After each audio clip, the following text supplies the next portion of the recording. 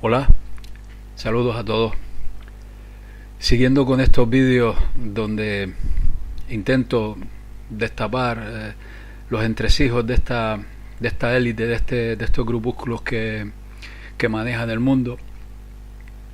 Hoy quiero hablar de uno de los acontecimientos más trascendentales del pasado siglo XX, que fueron muchos, como en este caso fue el asesinato del presidente de los Estados Unidos, John Fitzgerald Kennedy, que siendo el presidente de la mayor potencia del mundo, pues tuvo una trascendencia muy importante en el devenir de la segunda mitad del siglo XX.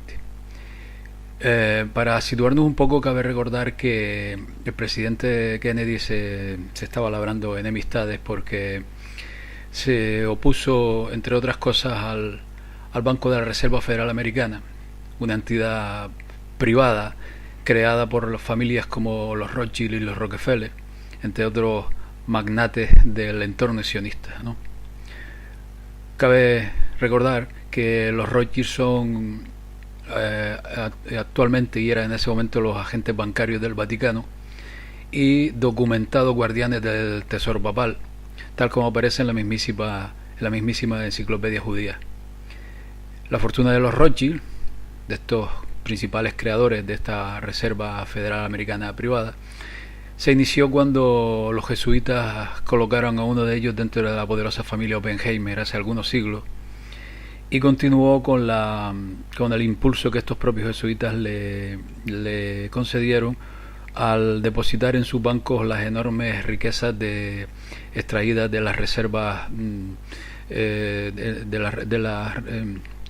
las reservas guaraníes en Sudamérica, ¿no? Para entender todo esto, vamos a intentar exponer que existe un hilo conductor, un hilo común entre todos los personajes que se prestaron a todos estos crímenes.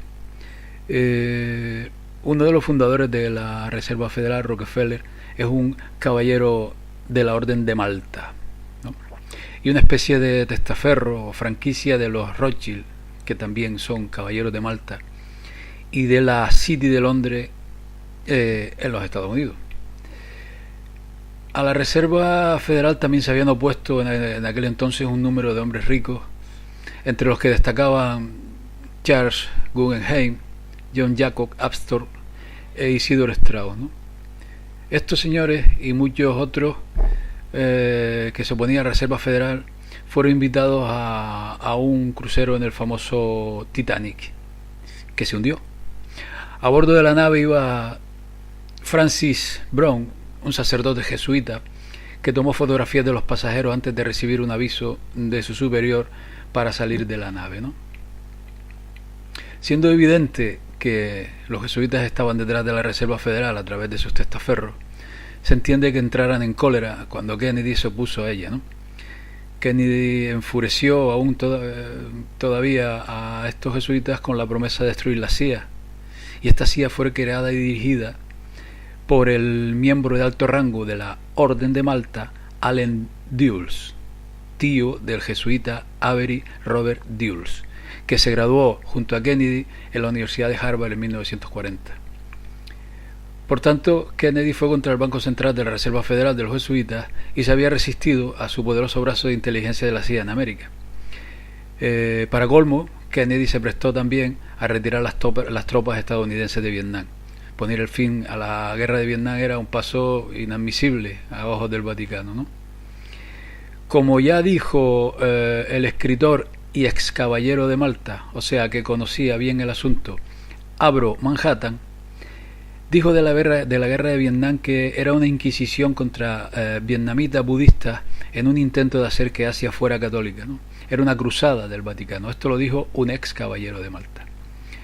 La guerra de Vietnam se libró por el católico romano y miembro del CFR general William Westmoreland y por el secretario de la Marina Francis Matthews, que era la cabeza o caballero supremo de otra orden de caballería como los caballeros de Colón, también unida al Vaticano.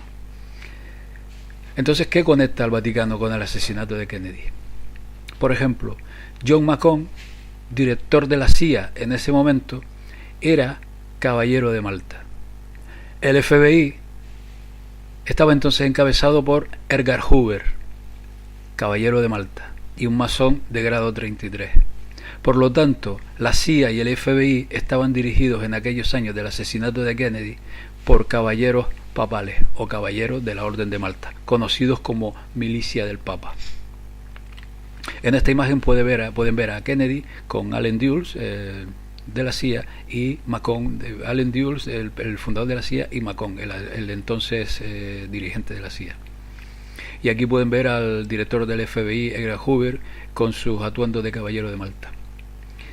Por su parte, Lee Harvey Oswald, que era agente de la CIA, informante del FBI, fue instruido y manejado principalmente por 3 individuos, todos con conexiones con la CIA del Vaticano. Uno era W. Bannister, un ultraconservador, masón de alto nivel y ex jefe del FBI en Chicago, que estaba ejecutando una línea de suministro de anticastrismo cubano para la CIA.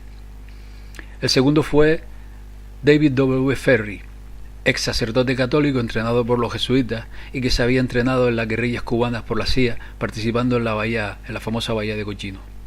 Y el tercero era Clyde L. Shaw, caballero de Malta y funcionario de la CIA y el Mossad. Shaw y Ferry fueron las figuras clave para colocar a Oswald dentro de la trama. Ellos fueron vistos con Oswald en varias ocasiones, y esto aparece en todo lo que fue la investigación del asesinato de Kennedy. Y 2 de ellos fueron vistos discutiendo el asesinato con él antes de que se produjera. Ferry había sido educado por los jesuitas en la alta escuela de San Ignacio y en la Universidad de San José, las 2 escuelas de la Compañía de Jesús.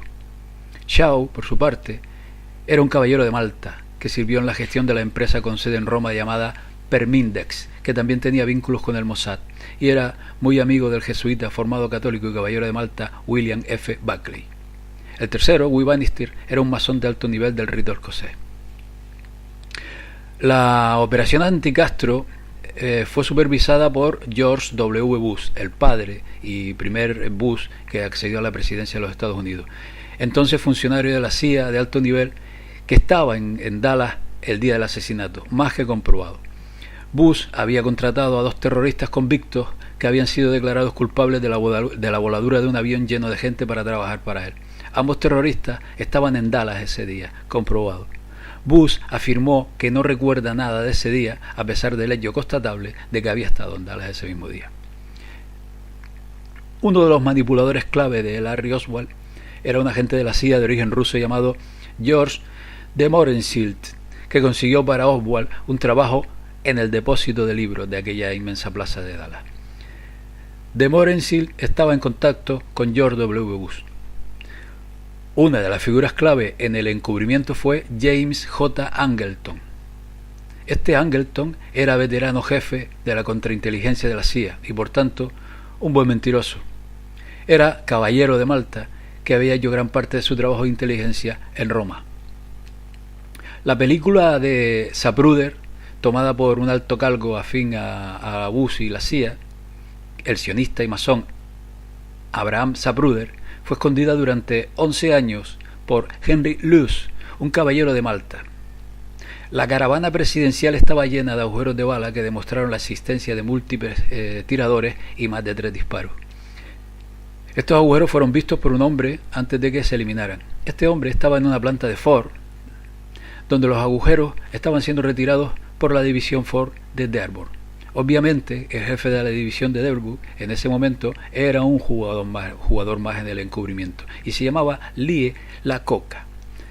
Este tal Lee Iacocca, caballero de los fieles católicos de Malta, escribió en su autobiografía: incluso empecé a asistir a retiros de fin de semana donde los jesuitas en los exámenes cara a cara me hicieron tener apretones de conciencia con la forma en que estaba llevando a cabo mi vida. Esto dijo este señor en su autobiografía. Hay más indicios para hacernos una idea del entorno en que se gestó el complot para asesinar al entonces presidente de los Estados Unidos, ¿no? Y todos los caminos nos llevan a Roma.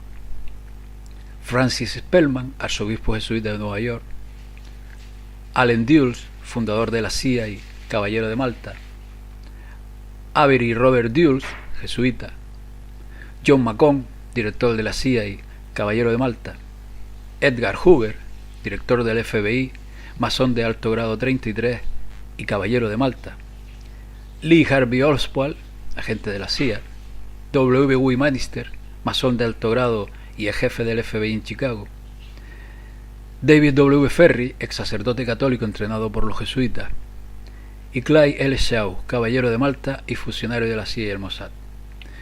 Entonces, a la vista de las conexiones e intereses que hemos mostrado, y para ello le invitamos a visitar un enlace que le dejamos en la descripción del vídeo, donde se entiende esta red de control, cabe sospechar que el asesinato de JFK fue ordenado desde Roma por el entonces Papa Negro Pedro Arrupe, el entonces general de los jesuitas. En este probable escenario, ¿no?, la trama se debió llevar a cabo por miembros más que probables de los caballeros de Malta, caballeros de Colón, el Consejo de Relaciones Exteriores, CFR, y masones leales al Vaticano, ¿no?, y todos estos operarios de la mafia leales al Vaticano, probablemente supervisados por el arzobispo jesuita de Nueva York, Francis Spearman. La Orden de Malta es una organización ultracatólica a la que pertenecen la mayoría de miembros de las casas reales, de la realeza, ¿no?, desde la reina de Inglaterra hasta el ex rey de España, Juan Carlos de Borbón. Además pertenecen políticos, hombres de negocios y toda esta casta que se declara católica, o bien pues utilizan esta fachada para servir al Vaticano, ¿no? La CIA, por ejemplo, siempre ha estado, o casi siempre ha estado, liderada por algún caballero de Malta. El actual director de la CIA es caballero de Malta. Entonces vemos en este acontecimiento histórico cómo los personajes clave estaban colocados en los sitios básicos para llevar a cabo pues uno de los acontecimientos más importantes del pasado siglo. Y si los caballeros de Malta son una organización bajo autoridad papal que rinden total pleitesía al Vaticano, y el Vaticano desde finales del siglo XIX está controlada por la Compañía de Jesús o los jesuitas, cabe sospechar, por mi parte, que quienes estuvieron detrás del asesinato de George Fitzgerald Kennedy fueron los jesuitas. Pues hasta la próxima, amigos. Saludos.